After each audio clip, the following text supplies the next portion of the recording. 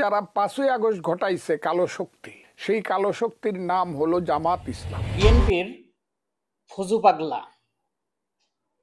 আমি আগেও একটি পোস্ট করেছিলাম যে এই ফজু পাগলা আওয়ামী লীগের দায়িত্ব নিয়েছেন।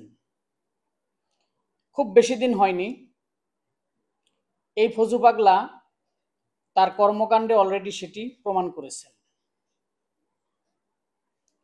আরেকটি জিনিস, যদিও আমি তার বিরুদ্ধে কোনো পোস্ট করিনি, রুমিন ফারানা, উনি আওয়ামী লীগের বিএনপির আওয়ামী বিষয়ক সম্পাদক হিসাবে আজকে উপাধি পেয়েছেন। আসলে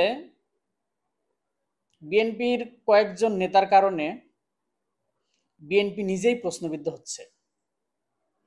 তার মধ্যে ফজু পাগলা একজন, রুমিন ফারহানা একজন, পাবনার হাবিব পাগলা একজন। এই তিনজন বিশেষ করে অত্যন্ত বিতর্কিত এবং বিএনপির জন্য কালসাপ হয়ে দাঁড়িয়েছে। এছাড়া আরো 2-4 জন আছে যারা এখনো এই তিনজনের সমপর্যায়ে পৌঁছায়নি। বিএনপিতে অ্যাকচুয়ালি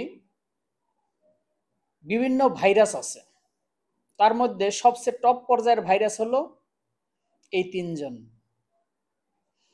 এদের বিরুদ্ধে বিএনপি যদি এখনই কঠোর পদক্ষেপ না নেয়, তাহলে বিএনপিকে আগামী নির্বাচনে এর মাসুল গুনতে হবে।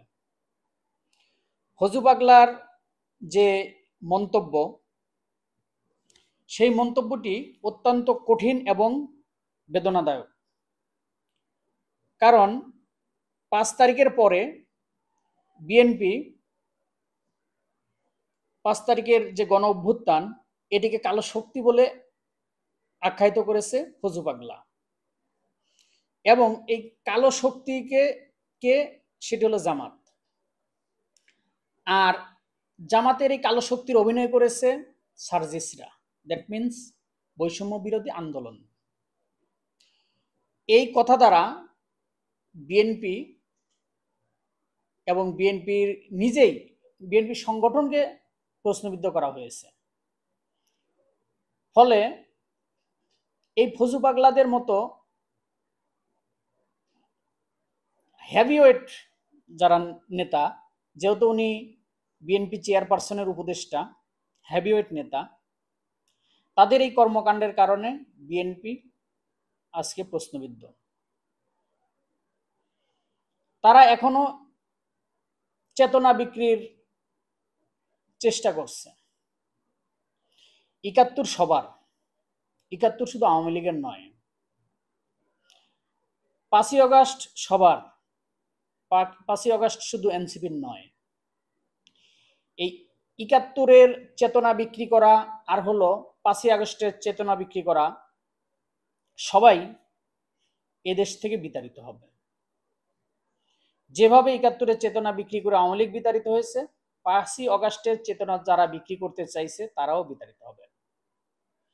গত 1 বছরে জামাত অথবা শিবিরের কোনো নেতাকে আমি বলতে শুনি নাই যে 5ই আগস্টের আন্দোলনে তাদের ভূমিকা আছে। তারা একটা কথাই বলছে যে এই আন্দোলন জনগণের আন্দোলন, এখানে আমাদের একক কোনো কৃতিত্ব নেই। অথচ বিএনপির একাধিক নেতা বারবার, স্বয়ং মহাসচিব মির্জা ফখরুল ইসলাম আলমগীর নিজেও বারবার বলেছেন যে এই আন্দোলনে আমাদের 422 জন নিহত হয়েছেন এবং এই আন্দোলনে আমাদের ব্যাপক ভূমিকা ছিল। এই দাবিগুলো তারা করেছে এবং এই দাবিগুলো করে তারা 5ই আগস্টের চেতনা বিক্রির চেষ্টা করছে।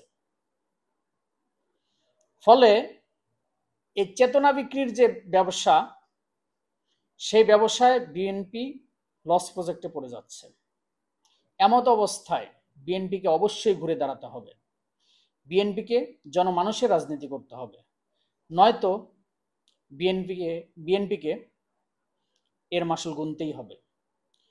এই মুহূর্তে যে এই ঘটনা দুটি ঘটেছে, এই ঘটনার ইফেক্ট আমি নিশ্চিতভাবে বলতে পারি ঢাকা বিশ্ববিদ্যালয় তথা ডাকসু নির্বাচনে পড়বে, এবং খুব ভালোভাবেই পড়বে। যেখানে ছাত্র দলের যে প্যানেল আছে সেই প্যানেল ভরাডুবি হবে। সুতরাং আগামী নির্বাচনকে ঘিরে বিএনপিকে এখনই প্রস্তুত হতে হবে, তাদের লক্ষ্য উদ্দেশ্য ঠিক করতে হবে। ধন্যবাদ।